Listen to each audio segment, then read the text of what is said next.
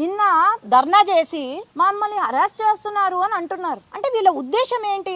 అమ్మాయిలను black mail చేసి extortion చేసి వాళ్ళ వీడియోస్ తీసుకుంటే పోలీసులు రెస్పాండ్ కాకూడదా? మర్డర్లు చేస్తే రెస్పాండ్ కాకూడదా? లేదంటే తప్పుడుగా మాట్లాడితే ఒక సీఎం గారు మన రాష్ట్రానికి ఎంతో ఇంపార్టెంట్ సీనియర్ వ్యక్తి, లేకపోతే వాళ్ళ ఫ్యామిలీని ఒక ఎంతో చండాలమైన మాటలతో దూషిస్తే అది తప్పు కాదా? యాక్షన్ తీసుకోకూడదా? అంటే వాళ్ళ ఉద్దేశము ఎన్ని తప్పులు చేసినా మా పైన యాక్షన్ తీసుకోకూడదు.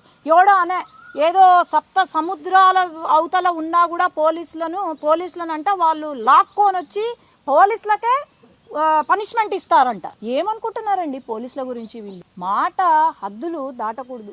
రాజకీయం అంటే రాజకీయంలాగా చూడాల గాని రౌడీయిజం చేస్తే మాత్రము ఎవ్వరూ ఒప్పుకోరు. తెలుగుదేశం పార్టీ ముఖ్యంగా చంద్రబాబు నాయుడు గారు ఎవ్వరిని వదలరు. మేమేదైనా తప్పు చేసినా యాక్షన్ ఖచ్చితంగా తీసుకుంటారు. మొన్న కడపలో జరిగిన ఇన్సిడెంట్ కూడా ఇరు వర్గాల పైన కేసులు ఫైల్ అయినాయి, కానీ ఇన్వెస్టిగేషన్ లో తేలింది వేరు.